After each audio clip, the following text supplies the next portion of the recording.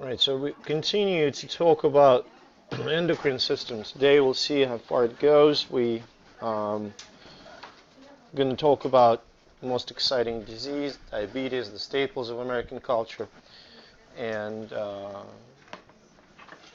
by the end of today's class, I will definitely tell you when we're going to have an exam. Okay, what we're probably going to be doing, we're going to be just, going to finish the unit, and then we're going to have. Not today. We're not probably going to finish everything today, but once we're finished, we're going to do the study guide review, which I think I still failed to post, so I will. And the handout, which I also failed to post, but I will. But we'll I give you an idea what to do with that handout. Try to post them like during the break here. So we finished the adrenal gland. And we're moving on to a couple of hormones that are released from posterior pituitary. Now, when we talked about pituitary gland, we mentioned one very important factoid about it. It doesn't produce hormones. Okay? It's like a warehouse. There's no manufacturing there, storage. Posterior pituitary gland, which you can see here in the left bottom corner, okay, is connected to the hypothalamus, not by the blood vessels, but by so-called hypothalamo-hypophyseal tract. Okay? Now, reminding you that anterior pituitary is connected by hypothalamo-hypophyseal portal system, blood vessels. Posterior is connected via the tract, and tract are the neurons. So hypothalamic neurons extend their axons directly into the posterior pituitary. Can you see that? You see those yellow axons going directly into the posterior pituitary gland. Does that make sense? These neurons that their bodies are in the hypothalamus, but axons go all the way down to the pituitary. They will produce two hormones, oxytocin and antidiuretic hormone. Okay? So these two hormones will be lodged in the posterior pituitary gland and stored there until they're needed. And when they are needed, posterior pituitary will release them. Same way as warehouse doesn't make anything but releases the goods when there's a need for them. Does that make sense? Do you see the difference? So, oxytocin in women plays a major role in the labor. It stimulates contractions of the uterus. It's a positive, typical positive feedback. Okay? So initially, estrogen and oxytocin work together. So estrogen increases the number of oxytocin receptors in the uterus.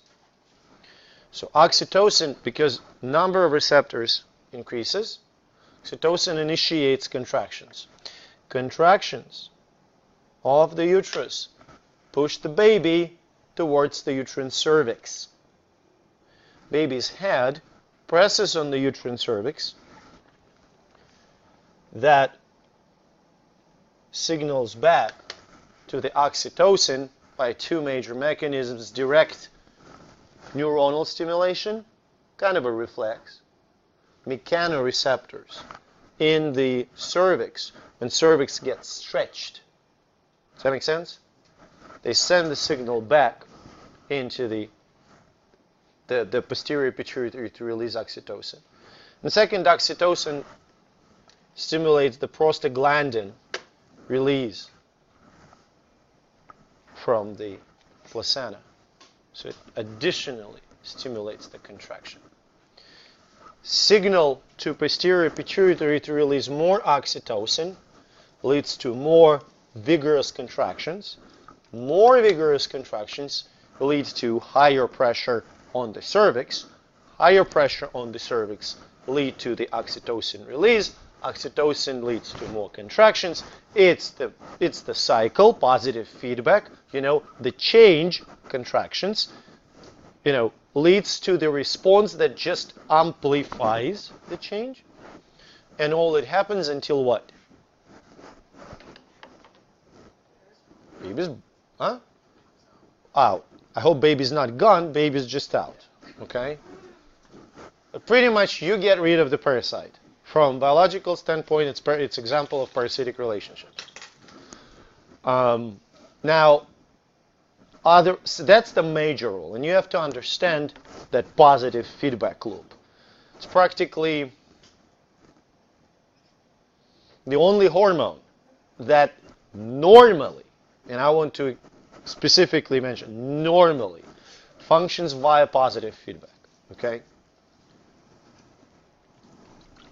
Oxytocin also stimulates the contraction of the alveoli ducts in the mammary glands. So milk release. Okay? Does that make sense? Now, in females, it's kind of obvious, the function. Function in males, still unclear. One of the hypotheses is that it is known that oxytocin increases during intimate bonding, like the sexual act or kissing, so it can be between male and female. In males, it is also increased when they hold a baby. Okay? So it may be involved in bonding, parent-child bonding.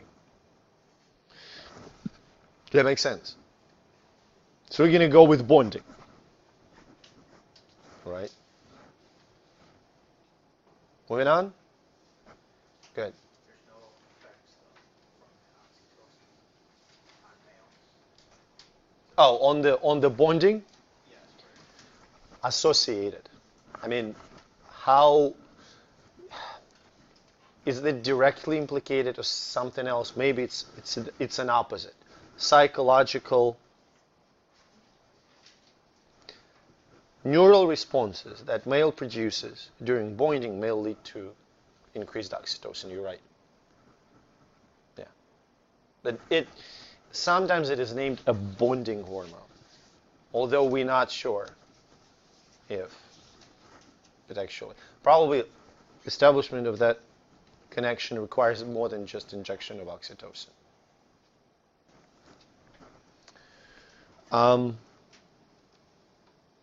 Antidiuretic hormone regulates the osmolality of extracellular fluid. There's a lot of words, funny words.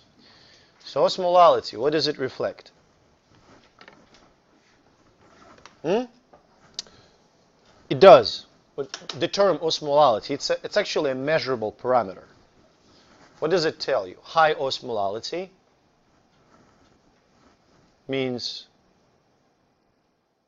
in your own words,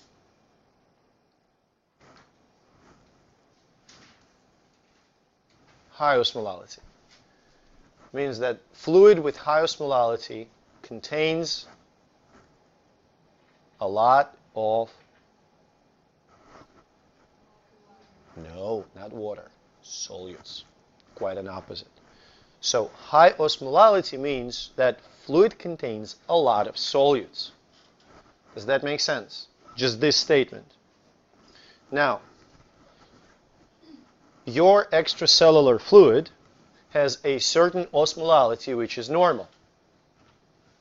I think it's about 300 milliosmoles. Now, when would osmolality, concentration of solutes, in your extracellular fluid / blood, when will it increase? What would increase osmolality of your extracellular fluid? Dehydration. Let's stop it. Dehydration. You lose water. Does that make sense? That's a primary cause of increased osmolality. So when you become dehydrated, water is the key thing, right? Water is the key component of your body, so we need to respond to the change in the parameter. Osmolality goes up, we need to bring it back to normal. How can we decrease osmolality? Drink. That's one of the responses that ADH causes.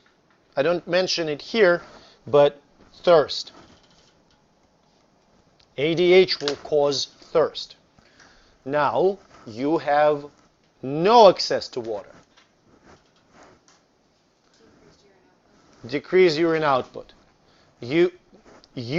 Not just urine output. You decrease the amount of water that you excrete with urine.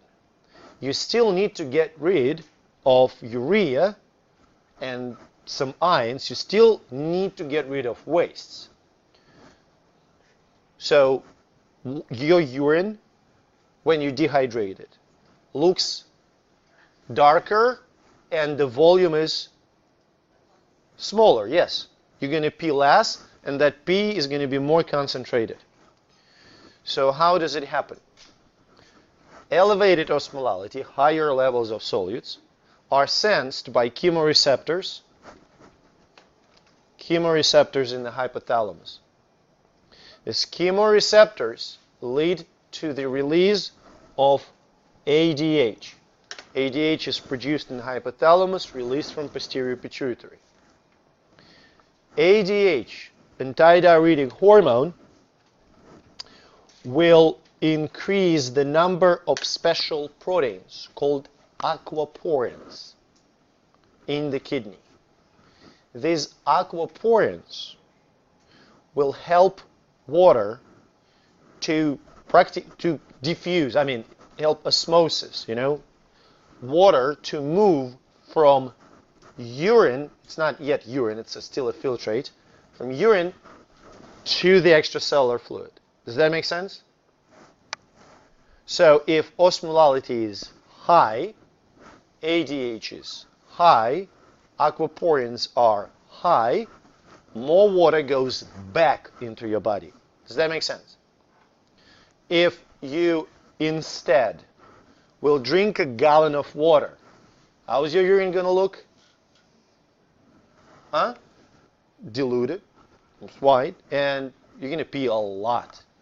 Okay? I exemplify it every day by drinking 2 jugs of water. Okay? So, in this case, when you drink a lot of water, you decrease the osmolality of extracellular fluid. To get rid of extra water, hypothalamic production and pituitary secretion of ADH goes, when you drink a lot of water, it goes down.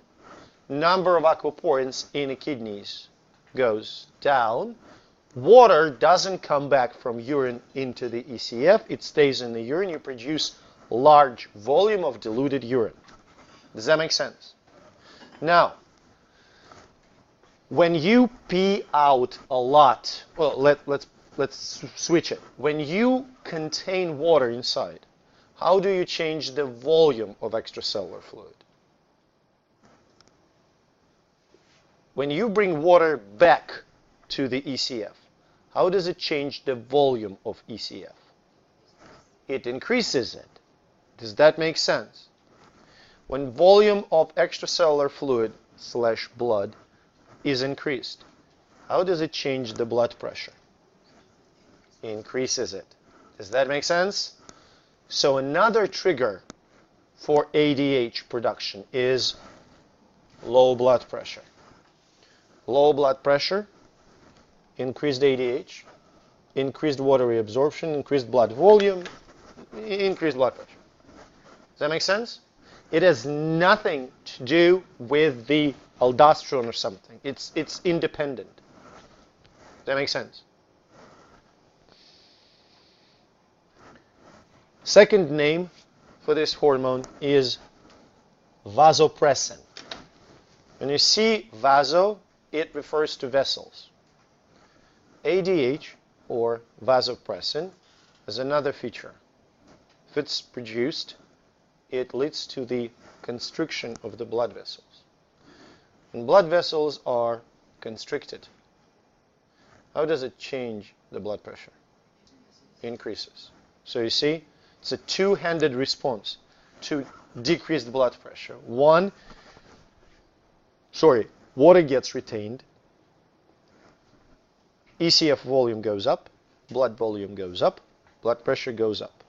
Another response, constriction of the blood vessels, directly increases the blood pressure. Does it make sense?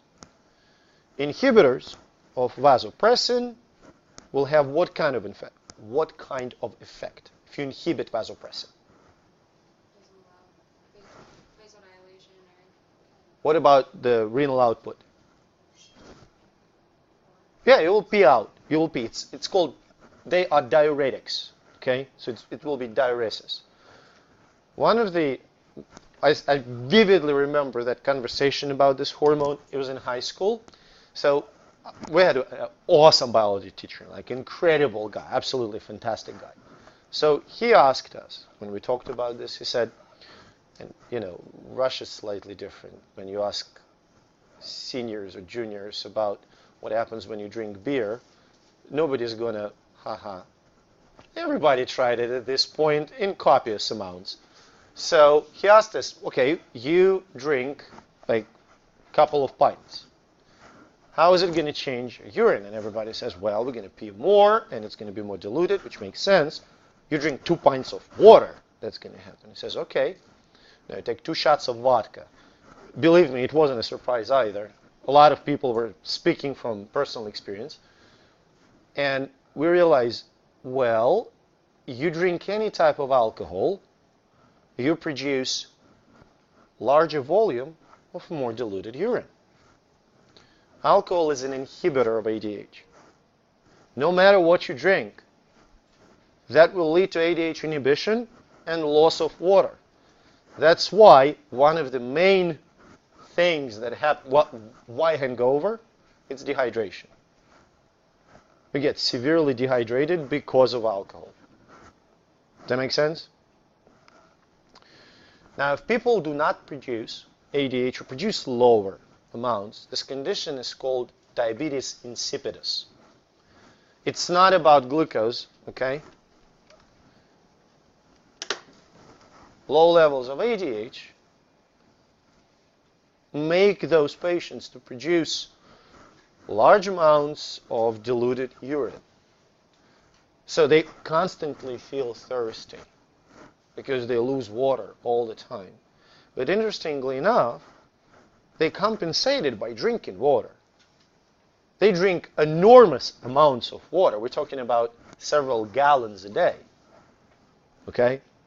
But solute concentration remains pretty much the same. Why?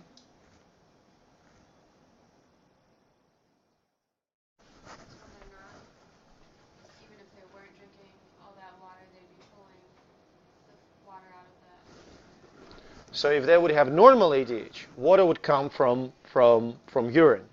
But since but now it leaves with urine, they drink all that water that would have come from urine. They effectively just flush themselves with water.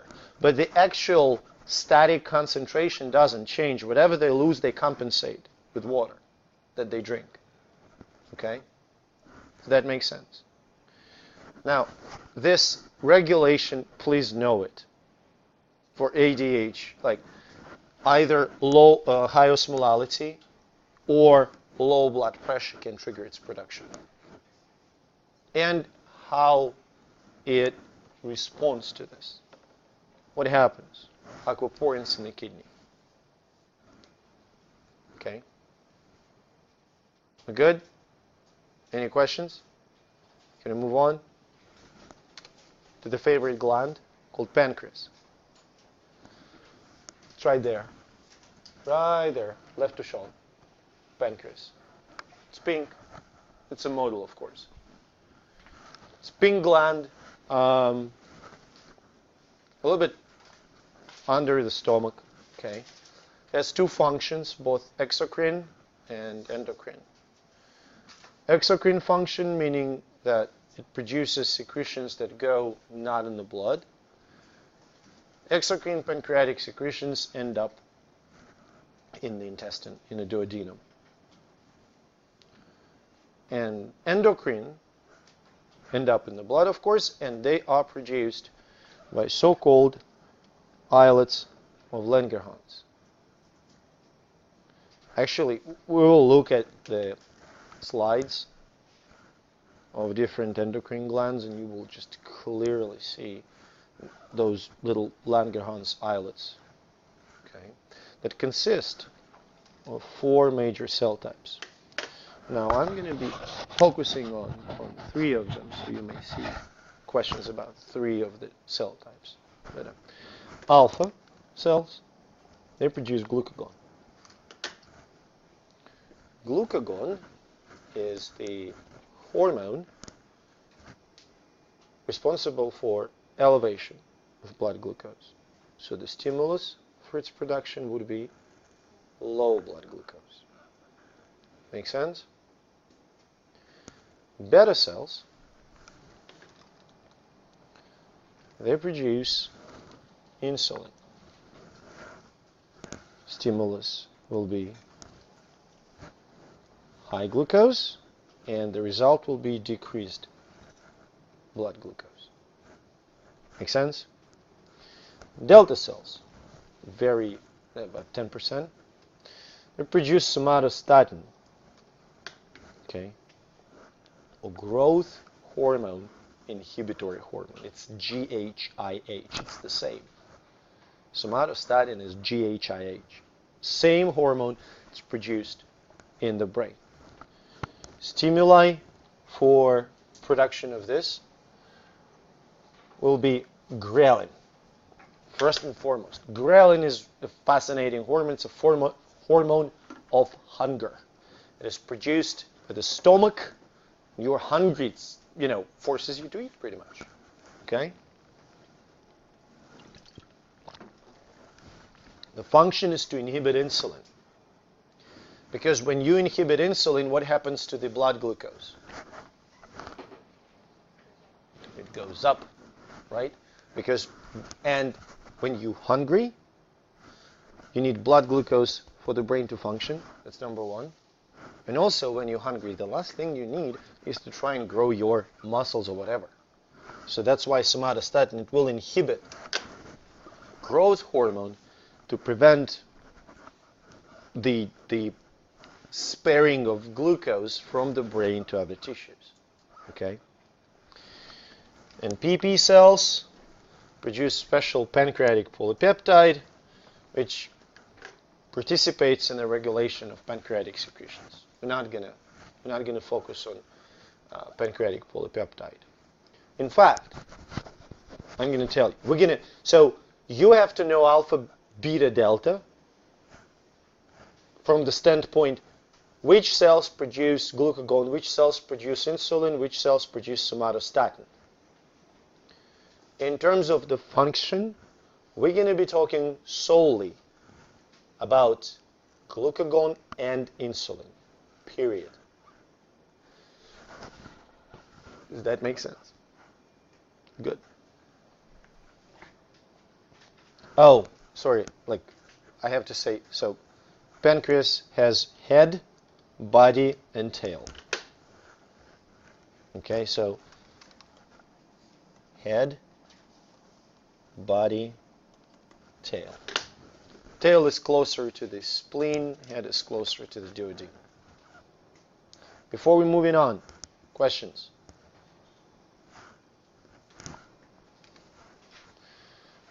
Blood glucose regulation is really pretty simple.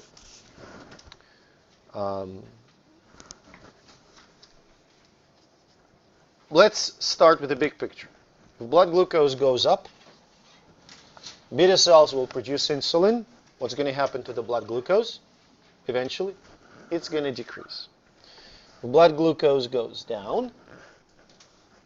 Alpha cells will produce glucagon. Blood glucose is going to go up. Are we clear about that? Now, you have glucose in the blood. What do you need to do to reduce it? First and foremost, where do you get it from the blood?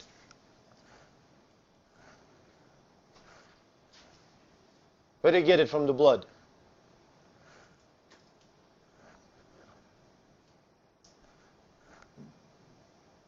Come on. Huh? No. So you have it in the blood. That's one like tissue. How do you get, well, not get rid, but where do you get it from the blood to reduce it? Seriously? Huh? Say again? Well, you get it from the food. But my point is, you already ate. You have high blood glucose. Where does it go from the blood when insulin hits? Huh? Say again? Liver, adipose tissue, which all consist of cells. Glucose goes from the blood into these cells. It's called cellular uptake. Does that make sense? That's how you decrease it. That's it. First, it has to go into the cells. Now, you can't accumulate glucose in the cells, just stack it up. It's going to be used in the cells. What glucose is going to be used for in the cells? First and foremost, energy. How do we call this process? Glycolysis is the first step. It's going to be cell respiration then, but we got to start with glycolysis. Does that make sense?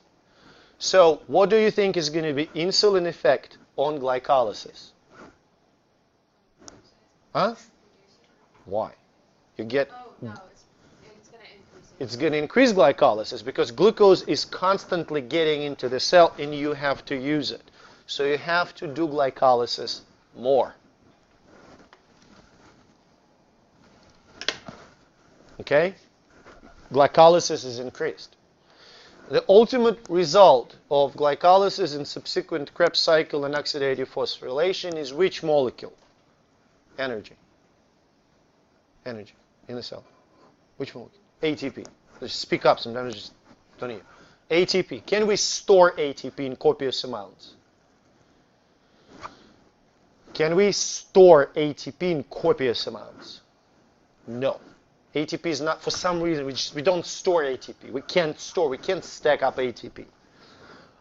There is some level that we can reach, but it's pretty low. So think about this. We hit the ceiling in terms of ATP levels in the cell, but glucose keeps coming. What do you do with that? Before fat. Fat will come, but before fat. Muscles and liver accumulate glucose in the form of glycogen. So you take many glucose molecules and stick them together and form a polymer. We call it an animal starch. It's not starch, but the purpose is the same. Okay? So glycogenesis goes up as well. You can store only so much glycogen. Seriously, just only so much. When you hit that ceiling, then, Joseph, fat. Then you store fat. So pretty much, think about this. Why people get fat? They eat as much as their cells need. And then, yes, they're going to make some glycogen storage. And then, all extra glucose will be stored as fat. If they don't break this fat later, it's going to stay. Does that make sense? You got it? So lipogenesis goes up.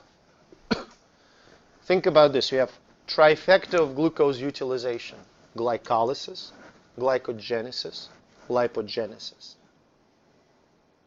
Anything that allows you to either use glucose or store it directly or indirectly in the form of fat. Any process that will result in breakdown and release of glucose from the cells, insulin will do what to these processes? Any process that will instead produce glucose, insulin will stop those processes, inhibit them. There are two major processes that lead to glucose production. By production, I mean endogenous, from inside. Okay, it's glycogenolysis, breakdown of glycogen, and gluconeogenesis, which is synthesis of glucose from scratch. Do that make sense? Now, with glycogenolysis, it makes perfect sense. Think about this. If you making glycogen, it's kind of counterintuitive to break it down at the same time. You're either making or breaking. Does that make sense? And gluconeogenesis, look, insulin desperately tries to reduce your blood glucose levels. Making glucose from scratch and dumping it into the blood isn't the best idea. Does that make sense? So you have to keep it. I will ask you about metabolic effects of insulin. You can expect the questions. Insulin increases this, insulin decreases that. Does that make sense? Please understand this. Remember this trifecta of glucose utilization: glycolysis, glycogenolysis, lipogenesis, and duo of glucose production, gluconeogenesis or glycogenolysis. That makes sense. Glucagon is the opposite. Like, you look at this, all opposite. It was so easy to kind of, produce this text on the slide. I just shuffled them a little bit. So, glycogenolysis up. Glycogen is broken down, glucose is released. Gluconeogenesis is up. New glucose is made from scratch. And fat is broken down. So lipolysis. All these things are stimulated. These three that were up here, they are now inhibited. Does that make sense? A little bit of any questions before we're moving on? Since we live in greater Cleveland area, should be proud. First work on discovery of insulin and figuring out its function. Those two fellas were working at Case. They collaborated with a couple of scientists in Britain, and it was interesting because they were awarded Nobel Prize for, I think, discovering insulin, and British guys were not given the prize because they just isolated, did chemical work, which was a big deal. So those two guys from Case, they got Nobel Prize and they split it. They sent half of the money to British fellows. It was pretty cool. Insulin gave actually a lot of 4 Nobel Prizes. First was discovery, second was chemical synthesis, which was, I don't even know how they pulled it off. Third was the structure, I believe, and the fourth was the radioimmunoassay that we talked about. It was first made for insulin. So 4 Nobel Prizes, 3 in physiology and medicine, synthesis was in chemistry. It's pretty cool. Now, how is it released? What is the signal? It's the exciting part. So, when glucose is increased in the blood, therefore, read extracellular fluid. It is still fairly low in the beta cells, right? Is it going to go from the blood to the beta cells or vice versa? Glucose is high in the blood, low in the beta cells. It goes into the beta cells. It diffuses. It's facilitated diffusion through the glucose. It's called glucose carrier, glucose transporter, GLUT2. So glucose gets into the beta cells. What is it used for in the cell generally? It's the source of energy, which will be produced in the form of ATP. You got ATP, right? And elevated levels of ATP in the beta cell will close the potassium channel. Okay? Normally, potassium concentration is higher in the cell or outside of the cell.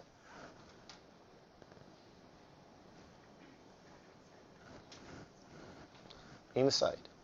Okay, people, 4 ions you must know. Sodium, calcium, chloride are higher outside. Potassium is higher inside. Seriously, in cardiovascular, you're going to thank me for that. You must remember those 4. Okay? So, potassium is higher inside. So if it would diffuse, where would it go? Outside of the cell. If you close the channel so it cannot diffuse, potassium stays in the cell. What happens to the membrane potential of the cell when positively charged potassium stays inside of the cell? It becomes, speak up please, depolarized. Yes, it becomes more positive. The depolarization of the cell opens voltage-gated calcium channels. That's all. Look, it's all very similar to synaptic transmission. Okay, voltage-gated calcium channels open. Calcium flows in. Calcium leads to the release of the vesicles. Vesicles contain insulin. Isn't that elegant? Seriously, really elegant. High glucose leads to elevation of ATP levels in the cell. ATP closes potassium channels, depolarizes the cell. Depolarization leads to calcium influx, release of insulin from the vesicles. Does that make sense? There will be a question about it. And it will be in the form, what's going on? You're going to be offered a sequence of events. Pick the right one. Usually, a few tips about answering multiple choice questions, at least in my exams. It's kind of funny because I'm telling you that. If you have a question which has one of the answers saying all of the above, and 2 answers are definitely right, it's either all of the above or I screwed up. And if I screwed up, you're going to get your point. Okay, but more than one, all of the above. If, well, none of the above is kind of trickier. Usually, a couple of detractors, those answers that you get, lettered answers, they're called detractors. Okay, couple of them make no sense. Really, just no sense. It usually comes down to selecting 1 out of 2, and they are not very much similar either. Most of the questions, if you have a decent idea what's going on and decent understanding of what depolarization, like hyperpolarization is, what are the charges of ions, you can figure it out. Does that make sense? And I'm always here. I may not be able to help you, but I will try. Anyway, insulin signaling is the breeze then. It binds to the receptor. So this blue stuff is insulin. It binds to the receptor. receptor has tyrosine kinase in a cytoplasm. Tyrosine kinase phosphorylates a bunch of proteins in the cell, and these proteins have all those effects. Does that make sense? That's it. So it signals by tyrosine kinase containing receptor. There's no second messenger. Okay, insulin is a very small protein, which means it's water soluble, so it doesn't go into the cell surface receptor. Does that make sense? And obviously the processes that will be stimulated in the cell are the ones that we talked about. Uptake of the glucose, synthesis of the fat, synthesis of the glycogen, and since there's a lot of energy associated with it, cell division and synthesis of the proteins. Does that make sense? Questions? Moving on.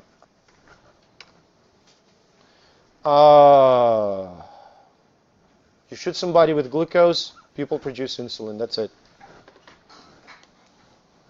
You increase the glucose concentration, insulin concentration rises. Can you see that?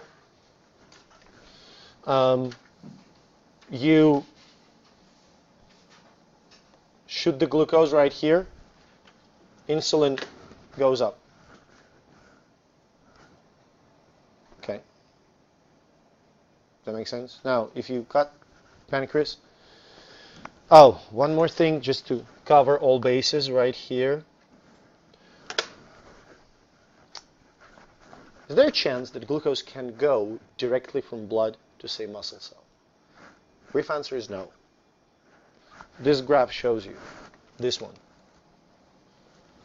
So the green line represents the concentration of the glucose inside the cell versus concentration outside of the cell without insulin. So you can see you can increase the concentration of glucose outside of the cell as much as you want. It barely changes the glucose in the cell. So there's no uptake. Does it make sense? You add insulin, and the more extracellular glucose you have, the more intracellular glucose you have. It's that simple. So I hope I convinced you not only about the fact that elevated glucose will elevate insulin, but also about the fact that insulin is crucial for getting glucose into the cell. Are we agreed? Next, people with type 1 diabetes. They do not have what? Functional beta cells in the pancreas. They do not produce insulin. Does that make sense? No insulin means what happens to the glucose levels in these cells? They do not change, okay? These cells become deprived of glucose. You understand what I'm saying? Doesn't matter how much cookies they eat. These cells are still deprived of glucose. If glucose is not available, cells, what are they going to use as the nutritional source?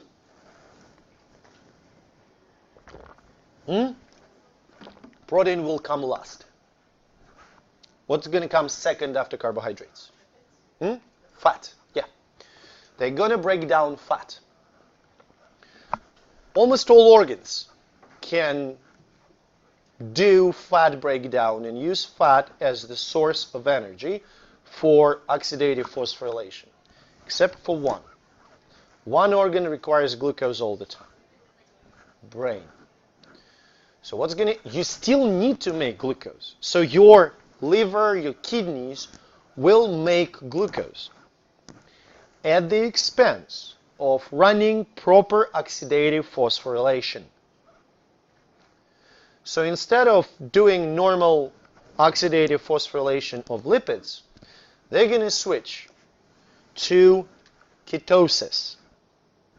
Okay, they will break down lipids, which will increase free fatty acids. Free fatty acids will be metabolized to various ketone bodies. One of them is oxaloacetic acid, part of the Krebs cycle, and another one is, unfortunately, acetone. Accumulation of ketone bodies, ketosis, metabolic ketosis, caused by the insulin deficiency, will lead to the decrease in blood pH, making it more acidic or basic? Acidic. How does the acidic blood influence the activity of the neurons? Any idea? It gets suppressed. Transmission of signal is depressed, and that means eventually coma. So hypoinsulinemic or hyperglycemic coma comes from, it's not going to happen like in an hour. It takes some time to get there. Does that make sense? And pretty much the first sign, acetone breath. It's pretty common. People who voluntarily, yes? I was just gonna ask, if ketosis has such bad outcomes on your body, why do people try to go on a keto diet? Yeah, because they're healthy and they do have proper functional insulin. Pretty much, I was expecting this question. This is the ketosis that happens in sick people, people who do not have insulin. This process is pretty much not well controlled. People who go on the keto diet, they practically switch to the fat as the main energy source, which leads to, as you mentioned, accumulation of ketone bodies in the blood. So metabolism is practically the same, but kidneys manage to get rid of the ketone bodies, especially acetone. Okay. These people who switch to keto diet, switch is painful, takes about a month if you really dedicate it. Painful, I mean it's really hard. These people become jerks because you always tired, you feel lousy, you're irritable, but you lose enormous amount of body fat, become very lean. And because surprisingly when you eat fat, you lose fat. Okay. One of the interesting applications of keto diet among athletes are ultramarathon runners, which sounds absolutely counterintuitive. But when you switch to ketogenic diet and your body goes into the chronic ketosis, you stop depending on carbohydrates as the energy source. So fat lasts much longer than glycogen. Very common obstacle for long distance runners is called to hit the wall. When you run on glycogen from liver and muscles, you run out of glycogen about mile 15 and you can't move. So it takes few miles to start switching to mainly lipid metabolism. In people who are on the ketogenic, who are in the ketosis, they already break down lipids. They don't have carbohydrates for muscles. All carbohydrates, all glucose that the liver and kidney make goes right here. Does that make sense?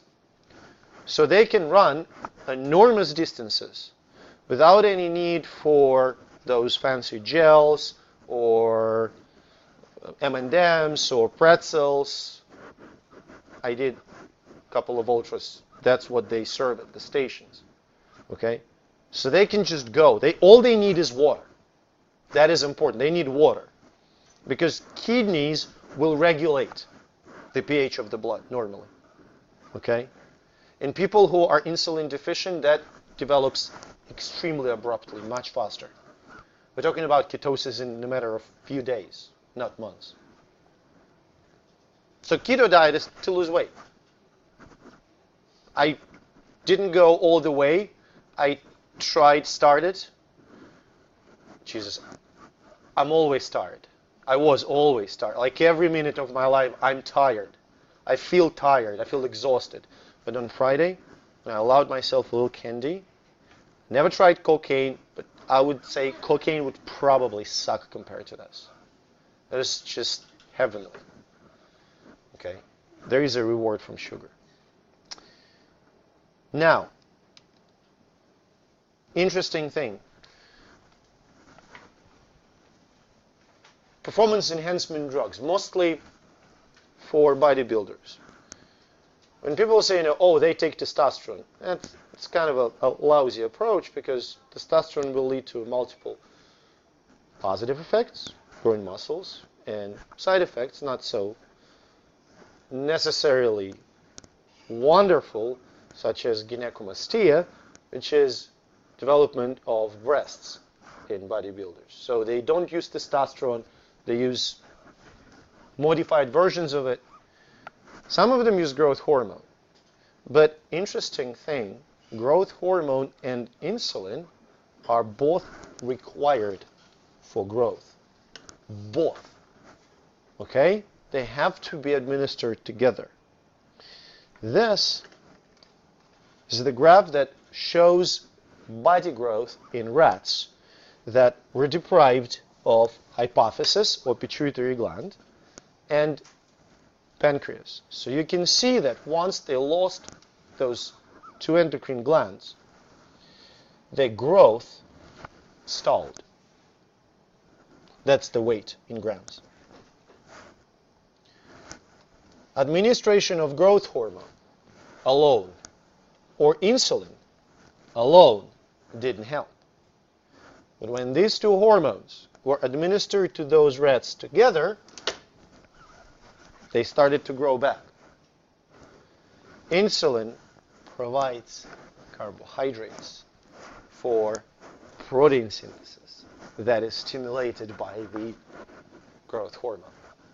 Growth is impossible without, growth is impossible without intracellular energy. Does that make sense? So actually, serious bodybuilders that are taking different steroids, growth hormones, they have insulin as the part of the medical supplements. Absolutely, that is required to promote growth. Because another interesting thing, insulin is not only stimulates the glucose uptake, it also stimulates amino acid uptake. So it stimulates the transport of amino acids from the blood into the cell. The protein synthesis happens in the cell and amino acids are needed for it. Does that make sense? So, in terms of the stimuli, I want to focus on some key things. First and foremost, these three: increased glucose, increased fatty acids, increased amino acids. When in your life does it happen in the blood? All these things are increased. After what? After meal. Insulin increases after you've eaten. Whether you eat sugar or you eat full complete meal. Does that make sense? When you eat, your digestive system produces a lot of hormones. Gastrointestinal hormones will also stimulate insulin. It's kind of an insurance policy, to make sure that insulin is produced and will facilitate the uptake. Glucagon makes perfect sense because glucagon increases glucose And as a response to it, to make that teeter-totter balanced, insulin will be released. It's never static. It's always like this. It's always teeter-totter. Okay? And the one that I want to highlight specifically, parasympathetic stimulation. Does anyone remember what is the function, or what are the functions of parasympathetic nervous system?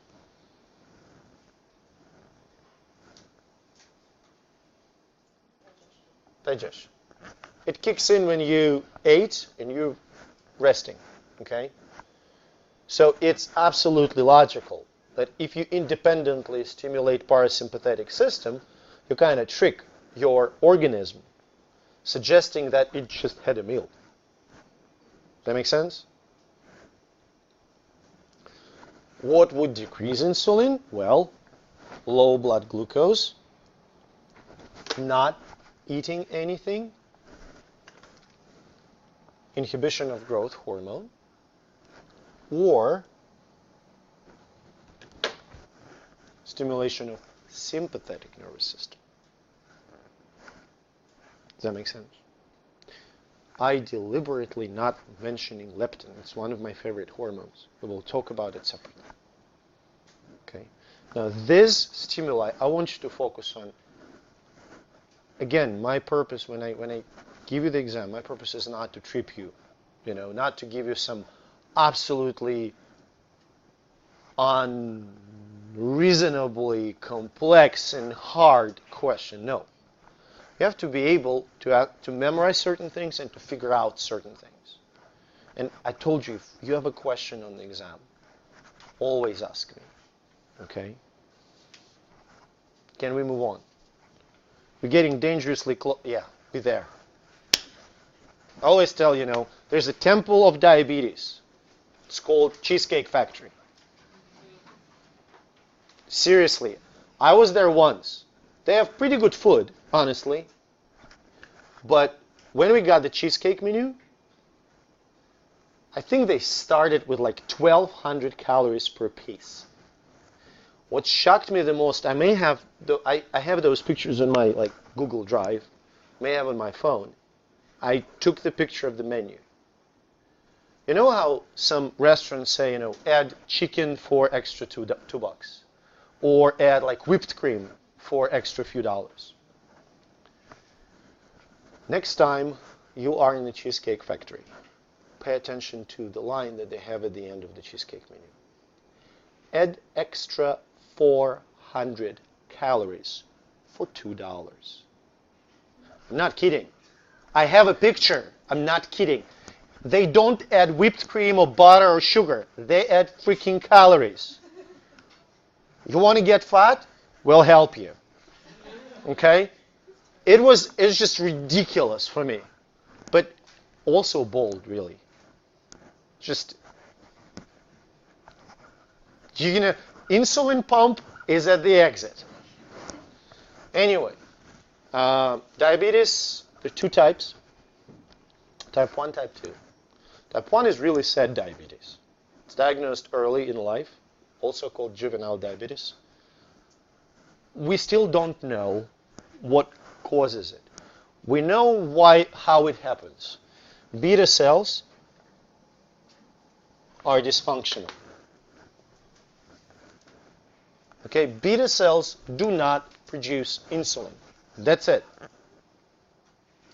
Okay? Genetic or autoimmune causes. This disease, so far, isn't curable, but manageable. Insulin pumps, now you can see a lot of patients that carry insulin pumps, and there are startups that try to design a device that would be even smaller, as small as it can be, that would be computerized, that you can put sort of, pretty much you can flow the blood through that device. Device would monitor blood glucose in the real time and will release insulin as it needed, preventing spikes in glucose levels, either spikes or dips. It's still in the works, but as far as I understand, the problem is more technical than scientific. We know what to do, we just need to figure out how. Okay? Type 2 diabetes is a lifestyle choice. It affects people in their prime, 30s, 40s, 50s, okay? And there is a genetic component, okay? You may see people that eat whatever they want, really, like any kind of crap, and they are perfectly fit. That happens. But generally, it's the diet and lack of exercise. Now, interesting thing is that in type 2 diabetes, insulin is produced. A ton of insulin is produced. The problem is that you're getting resistance to it. So imagine what happens. You all know the tale, like the boy who cried wolf, right? Eventually, those folks, they became refractory to wolf thing. If you eat a lot of sugar, what's going to happen to insulin levels? They're going to go up. If you constantly eat a lot of sugar, what's going to happen to insulin levels? They're going to stay up. Eventually, liver cells and muscle cells and all other cells will become refractory to the insulin. They will stop getting glucose in, although insulin is present. So say if you have a patient with type 1 diabetes, you take blood for analysis. What do you expect this person's insulin and glucose levels to be? In type 1, insulin is practically non-existent. Glucose is high. And the person with type 2, glucose is high and insulin above normal. It may not be skyrocketing, but above normal. Now, if you have kids, you know that if you yell at them all the time, I made this mistake, at some point they consider yelling a normal voice. So in order for the order to reach them faster, you need to increase the loudness of your voice.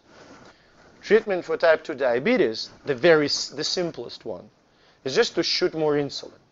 But it becomes a vicious cycle, because more insulin these people take, the more resistant the cells become. So they constantly increase that basal level. Does that make sense? Epidemiology, it is really sad.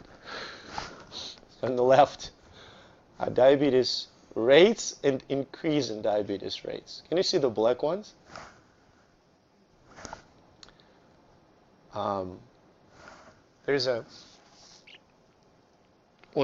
So these are states with the highest diabetes levels. These are states with the highest level of increase.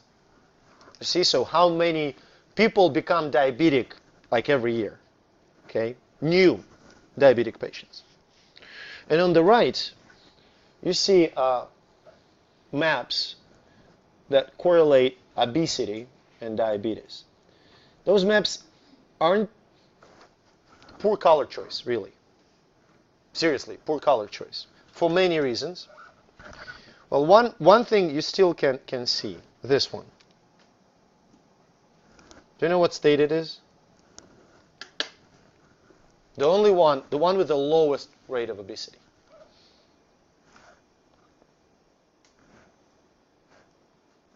There are two square states, two rectangle states in the United States. One is Wyoming, and it's not a Wyoming. And another? Colorado, yeah. People in Colorado, they just, you live in the mountains, you have to move a lot. Okay? They're pretty healthy. For a very long time, this is so funny. So you look at CDC website and you look at obesity rates in the United States. It's way ago. Trust me, it's not anymore. But you look and it's just, the entire country is above 20%. Colorado is hanging in there. So like entire country is yellow and red. Colorado's blue, and next year it's blue, next year it's blue, and just when will it hit the 20% mark? And someday it did. So now every state in the United States has the obesity rate. I'm talking obesity, not overweight, obesity. More than 20% of population. And if you would look at diabetes rates, they match. In fact, there is something that I call the obesity belt, which starts in Texas and goes Texas, Louisiana, Mississippi, Alabama, Georgia, South Carolina, Kentucky and Tennessee. Tennessee is black. Tennessee, Kentucky. And then it subsides. And, surprise, Michigan. Main reason, there are genetic disparities in sensitivity to obesity and diabetes. The population that is, well, populations that are more sensitive to obesity and that genetically, African Americans, some Native Americans are notoriously sensitive.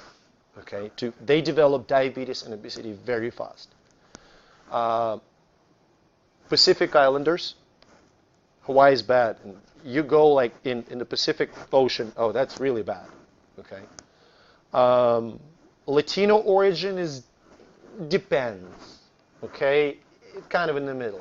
Caucasians are pretty much less sensitive, but come on, if you start feeding people this, like Cheesecake Factory, it doesn't matter which origin you are. You're going to become obese.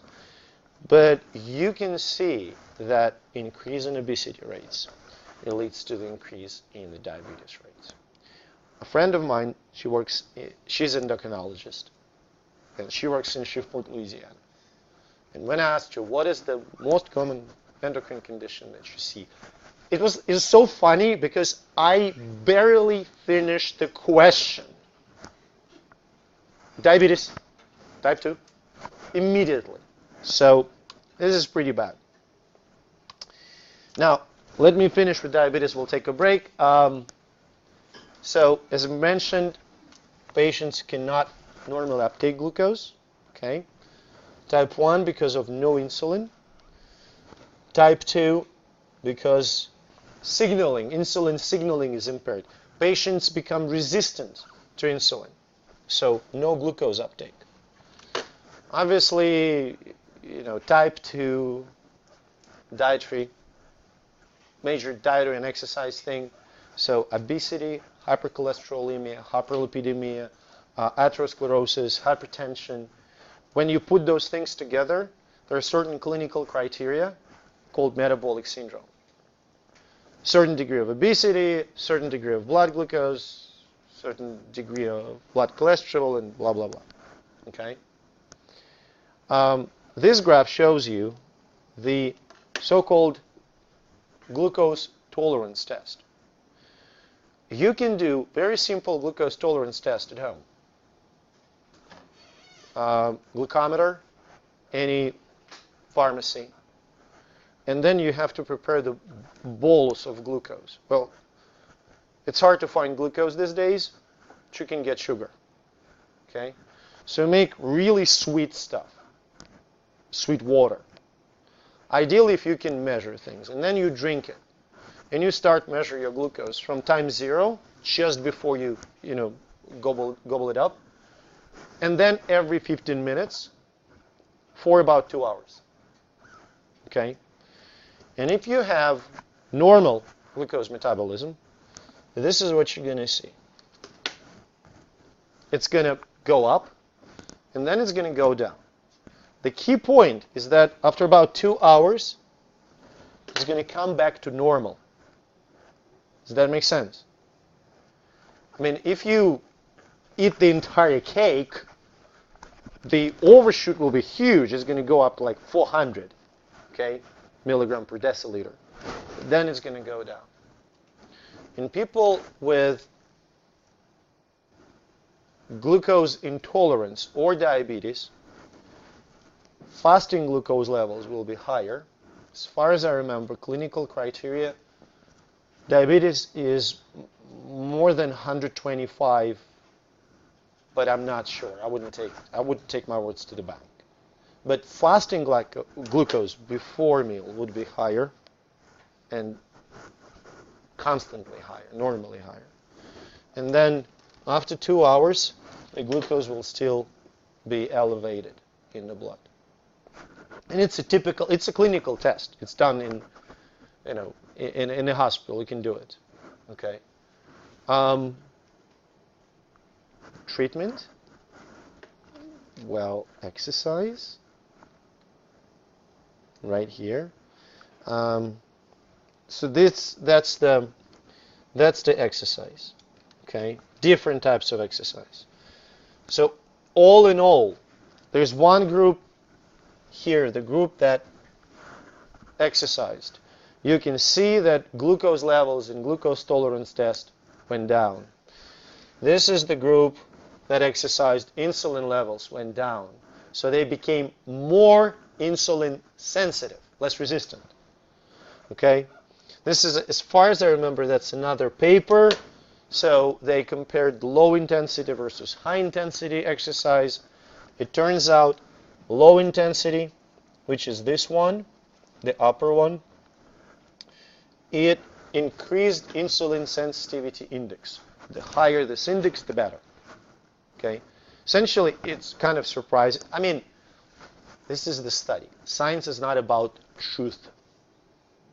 It's about reducing the uncertainty. It gives you some data and says, here's what we found. It looks like this. So it looks like walking is better, or may produce better effects than, say, lifting. But if you would compare any type of exercise versus none, exercise. And actually, turns out there was a study, pretty extensive, that compared you go to the gym for 30 minutes every day, or you don't go to the gym, but every hour or so you stand up and walk for 2 minutes. Which of these approaches control blood sugar better? Guess what? Walking. So it's better to just walk from time to time. It's going to keep your blood sugar under better control than just hitting the gym once a day and sitting on your butt the rest of the day. Does that make sense? We're going to do the break, and we're going to